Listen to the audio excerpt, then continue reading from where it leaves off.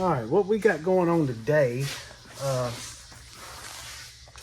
we're making a new top jig for the jig. I think I told you on the last video, one of the places that we've been getting one of the parts, this part here, that we use to make the rear shackle hangers. The company just stays so busy, they're sold out all the time. So we got to have those parts to make the kits. So we actually found another company that's got these parts here that are ready, available, but they're a little bit different. So we're going to have to redesign our top jig here. This is the one, I know y'all seen it. It's the one that simulates the leaf springs. And we were just going to modify this, but I got to thinking, rather than modifying this in case we run into the same situation here and have to go back to the other parts, we'll have this one already made, so all we got to do is stick it on there and we can start, making them the old way. It's not a big difference, but it is enough difference that we need to change something. So we got some new metal here that we're gonna make up another top jig for that, so we can get these kits out, because we got some sold that we've got to build, and this will be the same principle too. We're going to have another one like this. We hope to be able to use the 37-inch spring pad spacing for the forward driver's side drop axles too. So we will eventually be making another one like this too for that. So that's what we're doing today. It's just me and Seth today. Ivan and Olivia have gone to the mountains for a few days, and we're going to work on this. And then this afternoon, we're going to go get the Dana 60 front differentials for my van and the camper van, so we can one day, who knows when, get started on those projects. Well, I think the axle's sitting there somewhere and us seeing them, that's going to be a little bit of motivation. Well, it's going to get me motivated for sure, but it's also got to, it can't get me motivated to the point where I push other things back on the back burner to do this and put them in front of it. As much as I'm going to want to, we can't do that. So we may still mix it in on some of the time that we were talking about taking off. We may be working on all that free time we have. Yeah, free time. It's just so much downtime we have. We'll work it in there. But that's what we got going on today. Let's see how far we can get until we have to go pick up said axles. Yeah, and we may. Golly, I just remembered. Oh, we got to go to. We got to ship a kit, don't we? Today too, so that may put a damper on a little bit on this, so we gotta hustle get down to the shipper and get this kit shipped. So anyway, wheat. Yeah, it's hot. Yeah, man, no kidding.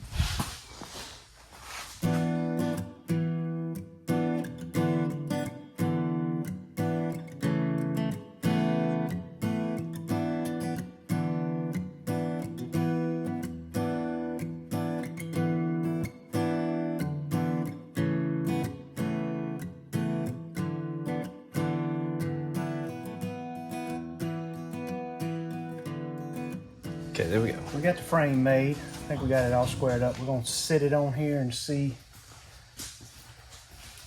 where we're at. So now what we got to do now is those two pieces that I made, that we cut, those two square pieces. Oh, these right here? Yeah, one's right here. But we got to get them dead centered. I don't know the best way to do that. Well, should we take this back off? See how it's flimsy? We said we were going to kind of brace all the corners. You want to brace all the corners now that we know it's... Yeah, I know it's sitting crooked, but we need to have it up where we can maneuver it around a little bit. All right.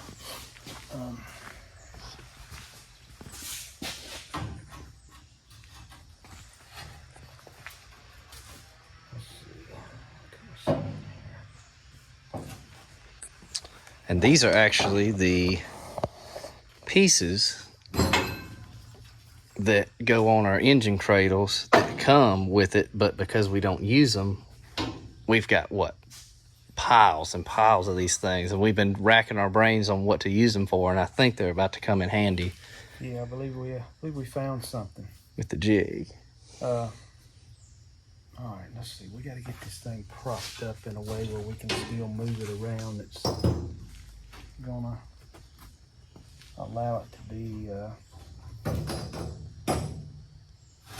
on yonder things, yonder deals. So this has got to be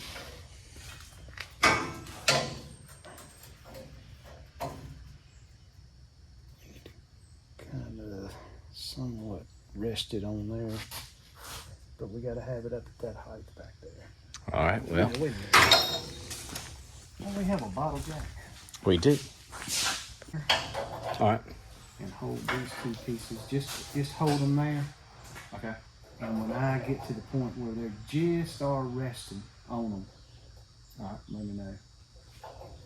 Don't want a whole lot of pressure on them, but just enough to. So get this in the center as much as I can.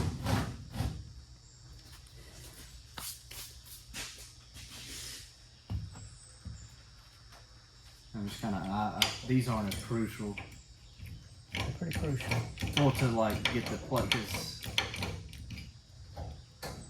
Hitting them. that's hitting them, yeah. Both of them. Mm-hmm. Got some pressure, but not a lot. Yeah, I think it needs to come forward some. The whole thing. See, I think we're at a square. Yeah, we're gonna have to maneuver. That's why I want it just resting so we can can maneuver bump it this around in, and yeah. stuff like that. The whole thing might have to come forward actually, because it's not. Well, what we got to do, and the reason I did the 31 3/4 is so we could get 31 3/4 dead center into here and dead center into here. Okay. So that way we should Should be a that straight should shot square right it back up. to Let the me square hanging. all right, let me we'll see if that's gonna hit us close. We should be close there. That's pretty close. You're It's hitting. not perfect, but we should be close enough to get fine tuned. And looking over top, these are laying dead center of like this bolt. You know what I mean? Like this piece is laying dead center. Alright, what we need to do.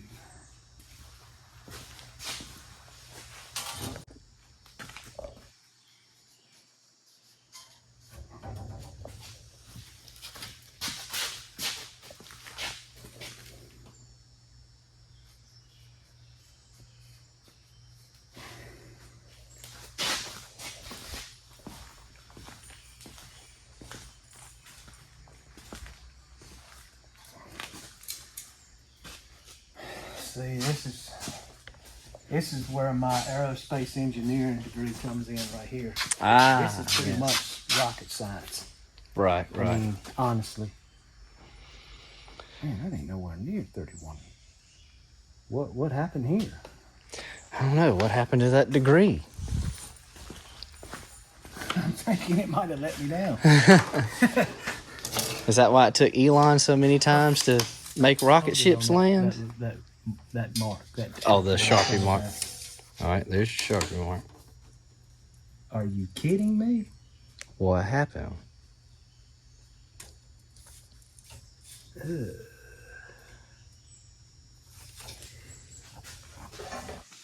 Let's get this one here.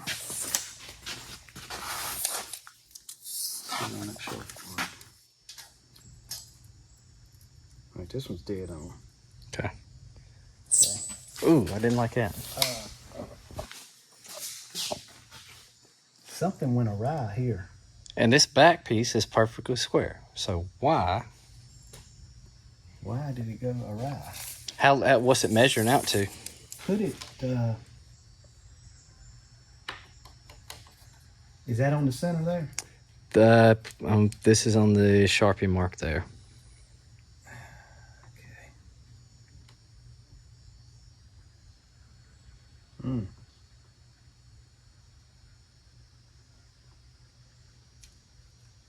Okay, so let me come in 2 1/8 here. Well, that's right.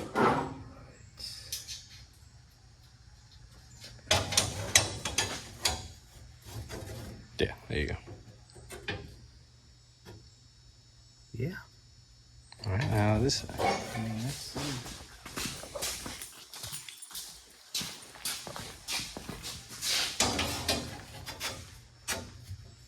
Yeah.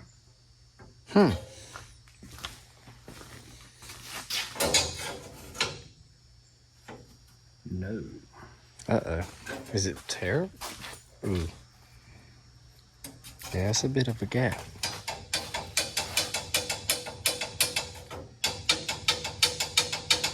Okay. Well, that's all right. We're still okay. Because we know, we good. Are you sure? Yeah, it's,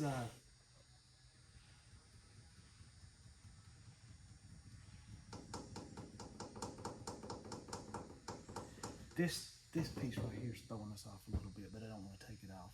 So we're okay.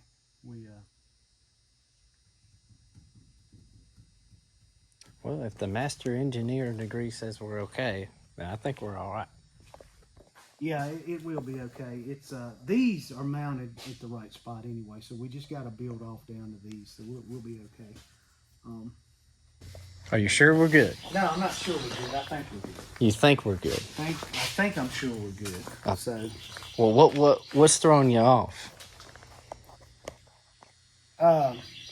Your aerospace engineering. nothing really. I just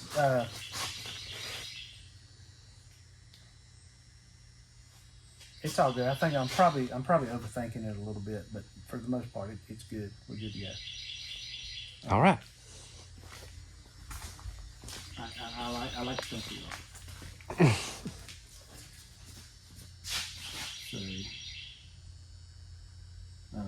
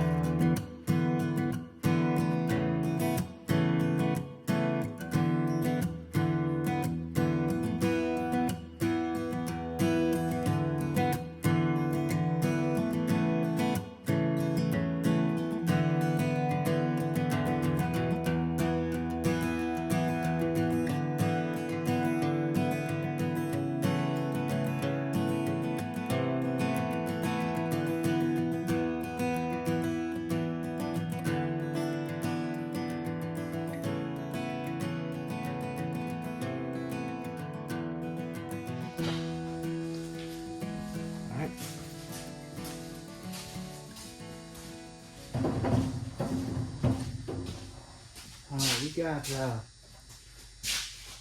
we pretty much got it made. We've still got to make the pieces that come down to here, so we know where to put these on the jig. But this is a whole lot easier coming off than the other one we had. We got bound up. All right, 1, 2. You got to pick it up at the same time. Hopefully. But anyway, here, put it that's in. the stock that we have. Do it again. You got to be in sync with. Got to come together. So what that does, we've got it locked in where we know this will go. We got to weld everything up on it, but this will. I think this one will be a lot easier to work with than that first one we did was. We learned a little bit from the first one, so anyway. All right.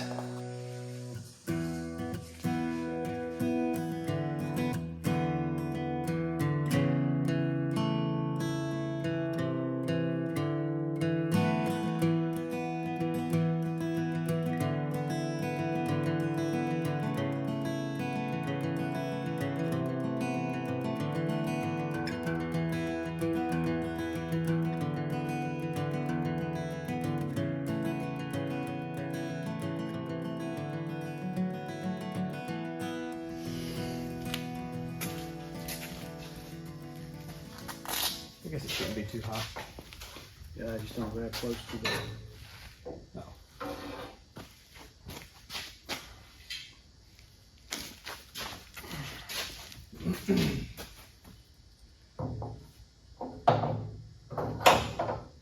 Look at that. Hey yeah. Hey yeah. Wait a minute. That ain't slick. That's not good. No, that's absolutely no bueno. What the hell? But it's all right. Yeah, I just gotta redo the center deal where.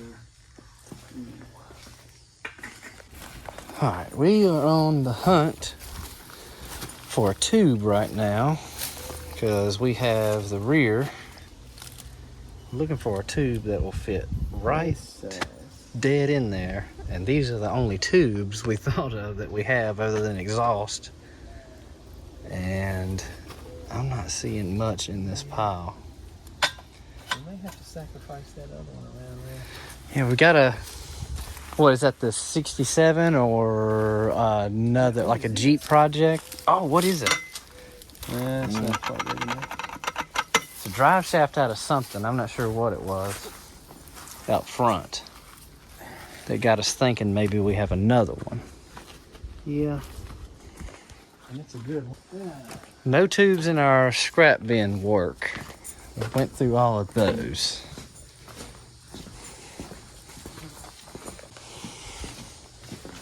It's so damn heavy. I know, I'd hate to make it heavy, but if it works, it works. Well, the U-joints are kind of messing with that. Yeah. We'd have to I like that. look how well that thing is. See what this one, how that one does. Well, I mean, it goes in there, but we got some weeble wobble. I'm almost tempted just to use that.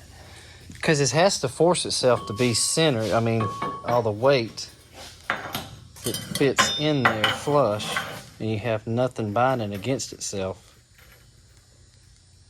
It's kind of like a skateboard going in the middle of the half pipe. It has no choice but to. That's where gravity's going to want to take it. I'll tell you how we got to do.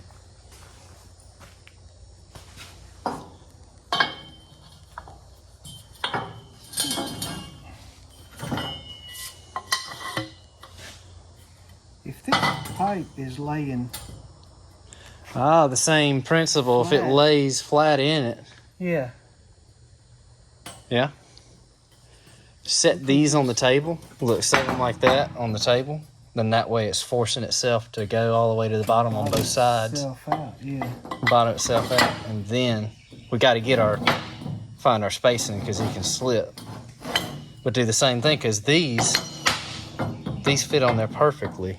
And we're trying to get these on either side, but this bar will help square everything up.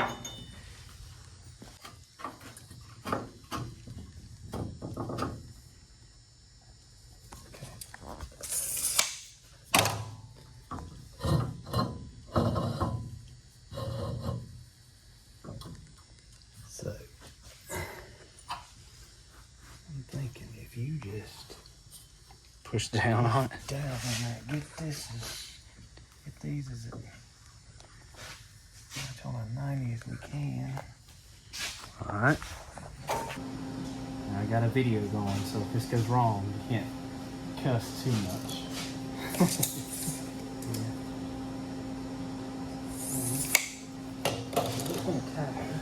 All right.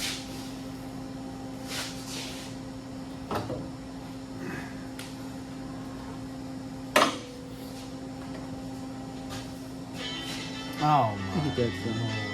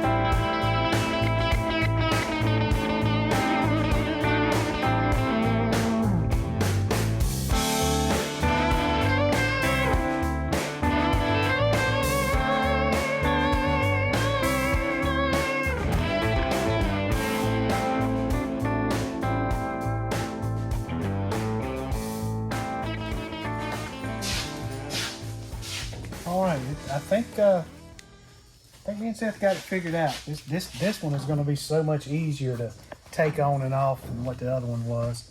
Yeah, we had that other one in these holes, and it would get all get, bound up. And this one can too, but I mean, it's just one hand can pull it all the way It pops out pretty easy. But with what we've got made right here, we know exactly what to do to.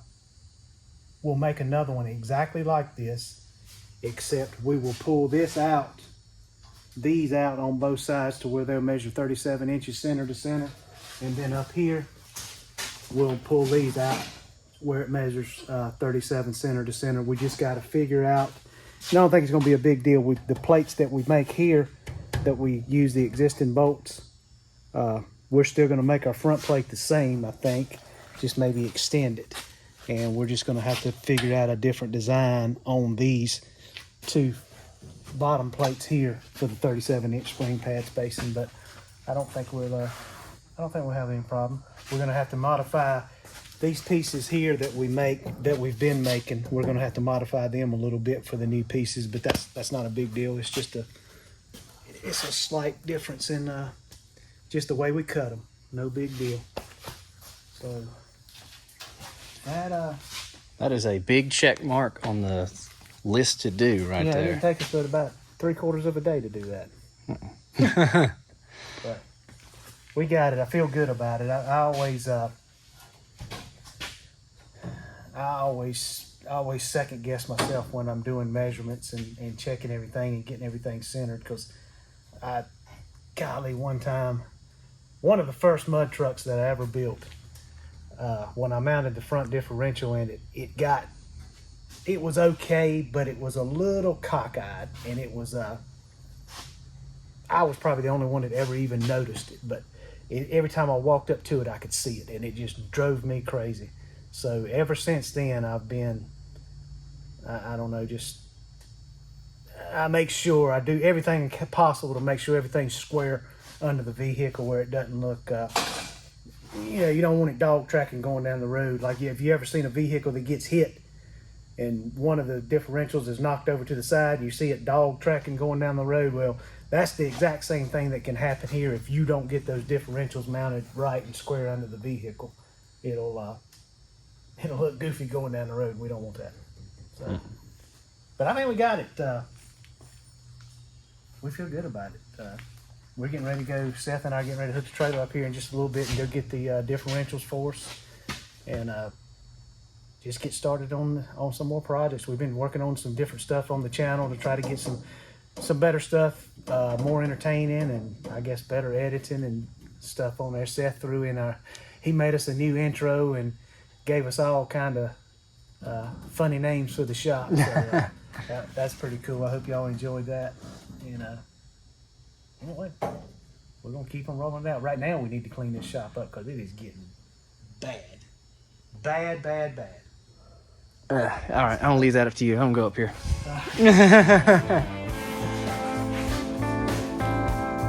Pulled in the driveway, and the man was already on it.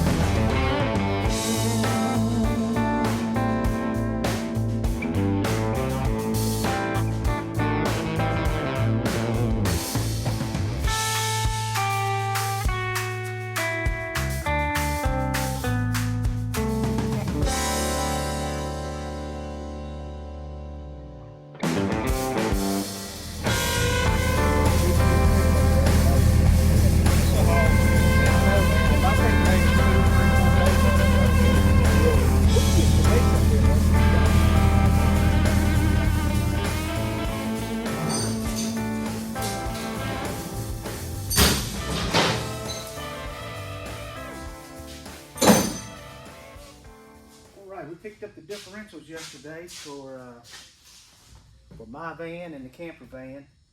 We got 2 sets. We got a dually set and a single wheel set. Of course, we won't use the rear ends. We'll just take the guts out of them if there's anything in them we can use. But we got the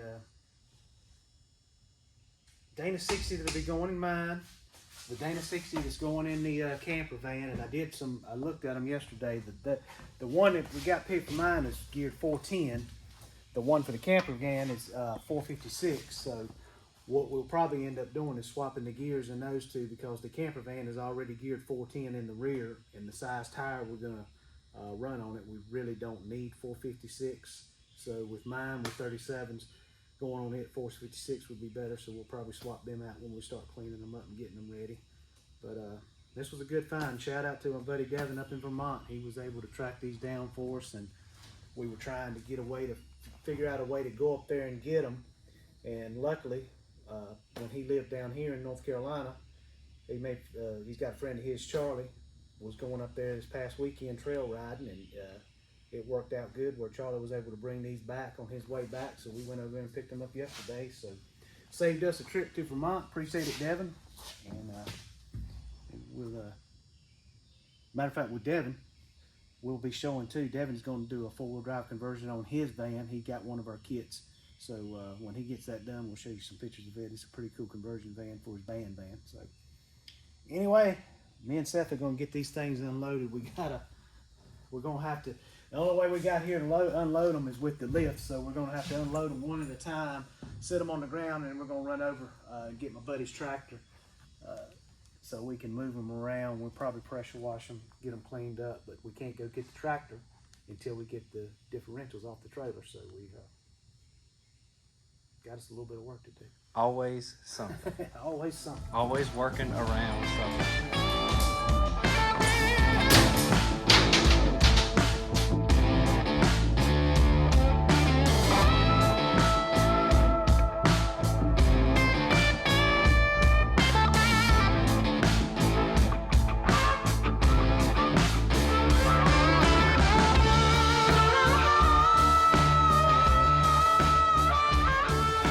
Oh man, how about that? Yeah, we got them. God, they're big and heavy. I want to say something too. When you're looking for your differentials, if you don't find a complete vehicle, I mean, these, don't get me wrong, awesome deal we got on these, in great shape, but they're gonna need a lot of work. And some of them you get will be just rust, just like the 10 bolt we put in Seth's van. It was so rusty, we made it work. But when you're looking, a Dana 60, you're gonna be hard pressed to find one for less than $1,200 to $1,500. But when you're looking at them, don't just because it's $1,200, $1,500 don't mean it's a good deal. Because if you've got to go through and replace, of course we'll replace a lot, but if you've got to replace just about every component on it and then change the gears, you're going to be ending up having $2,500 in a front differential that if you'd have just went on and paid a few more $100 and got one in decent shape, you'd be better off and ahead of the game. So when you're looking for differentials, think about that. These are great. These are awesome. I was tickled to death to get them, but we still got to put some work into them to get them. Even like I always say when we put them in ours, we don't go through and do everything brand new. If we look at stuff and it's going to be okay, we'll let it go. But, this thing, if you were to go through this Dana 60 right here and put everything back brand new, replace it all, you're going to have a chunk of money in it. So, that's another thing. When you go and you go get a price on a 4-wheel drive conversion, sometimes it may sound high, but when you think about that right there, there's a lot of hours and a lot of money that's going to be gone in just this differential just to get it ready to go under the vehicle. So think about that when you're buying the stuff and you're looking for it. Luckily, we're not going to have to, well, I already told you about the gears. We're not going to have to round up gears for these. We're going to be able to swap these Dana 60s and they'll work good for us. But, not only that, you got to do the crossover steering set up for it. So, there's some expense in this. There is some expense, so. Just be prepared. But if it was easy, everybody would be doing it. That's it. All right, we're gonna go get the tractor. Probably hook up the pressure washer and do a little bit of washing, and probably get, since mine will be the first one we do, we'll probably go on and get this 60 on the table and start taking it apart and checking everything out and seeing what it needs. And have that one ready so we can swap the gears out in. So we still got a little bit of work ahead of us before we even start making the van 4-wheel drive. So.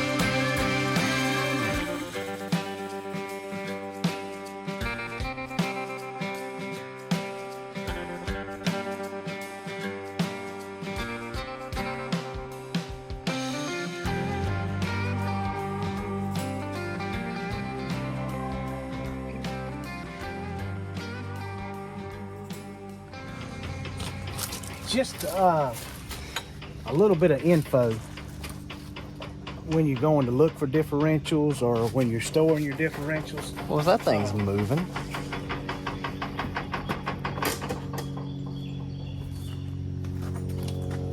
We try not to, if it's one we're going to keep or save, we try not to sit them on the ground, because I've seen over the years if a differential sits on the ground for a long time, it'll sweat and it'll create moisture inside. So if you go look at one and somebody's had it and it's been sitting on the ground, it's probably not a bad idea to pull the cover and just look and make sure it's just not rusted up with moisture. And another thing too, this is the vent hose, where the vent hose goes. Even if it's been in a vehicle sitting outside, it's pretty much guaranteed it's gonna have water in it. We went and got bought a set of differentials out of a military truck up in Virginia. Well, for the last van that I built for myself, and the guy had it out in the field and was no bed on it. And when I got there, there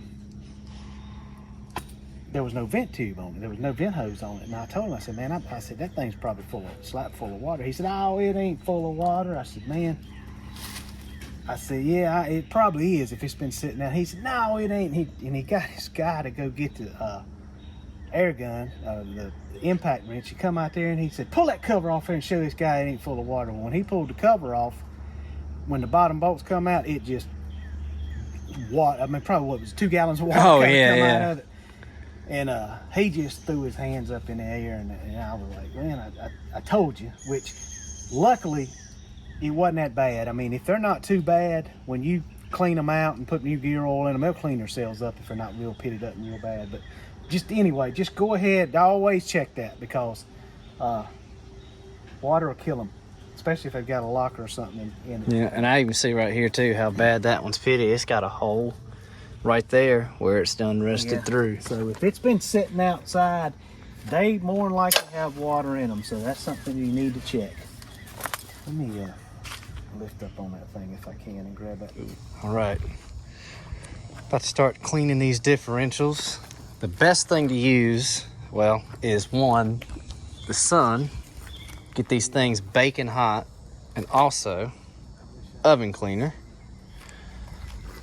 Let them just sit and degrease, and then after that, you know, I know you probably saw on the video on my front end, I took a wire wheel, other little files and things like that to clean them. But if you're just looking to knock the grease off and all that stubborn road grime from the years, this right here and a little bit of heat, pressure washing, that'll do everything you'd want it to do.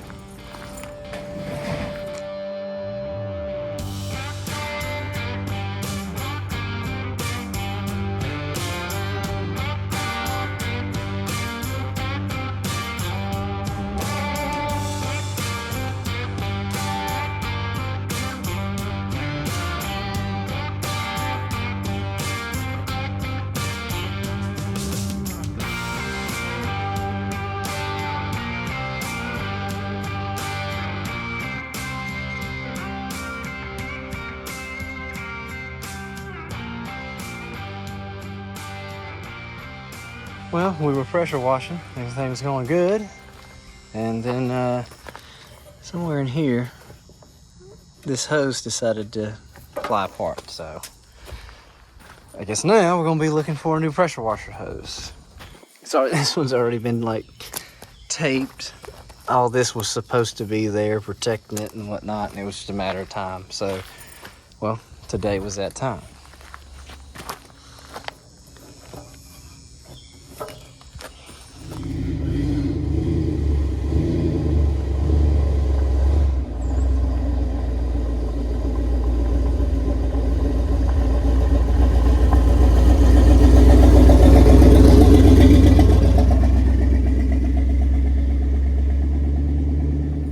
New hose has been required. I didn't film it. I didn't even think about it. I didn't film you running out of gas in the van. Yeah, we blew the hose on the pressure washer. So Tractor Supply had them in stock, and I didn't have any gas in my van. I didn't want to pull the truck with the trailer. So Seth just said, "Here, take my van." So I did, and I get about 1.5 miles up the road, and it starts running out of gas on me. So I had to pull over and wait on him to get some gas.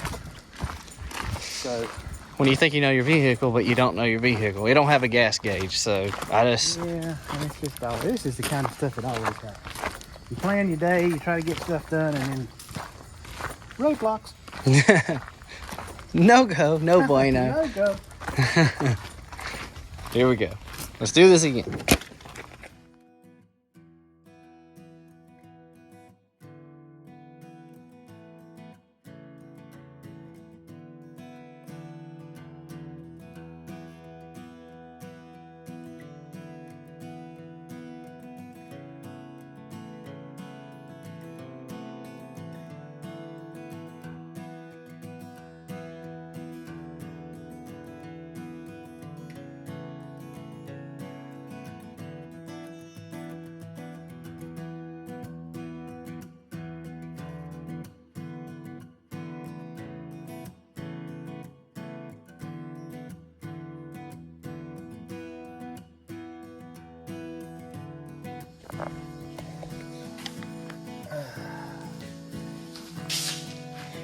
Yeah, well, we just got back. We took the tractor back. We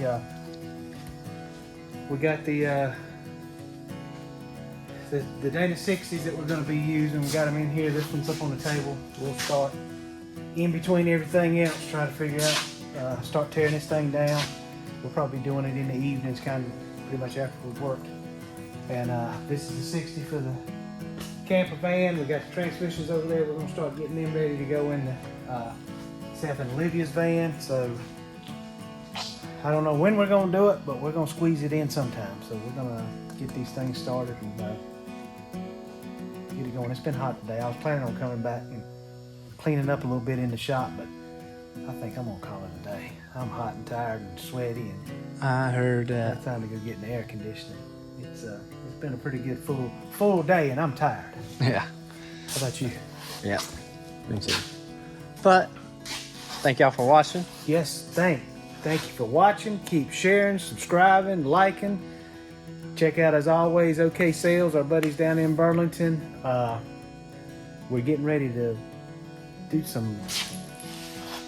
We've been talking to some people. We got some stuff coming up, so I'm not going to say anything yet because there's nothing ironclad, but we've been talking to some people and going to collaborate on a few things, so we're excited about that, and just getting ready to try to get it all done.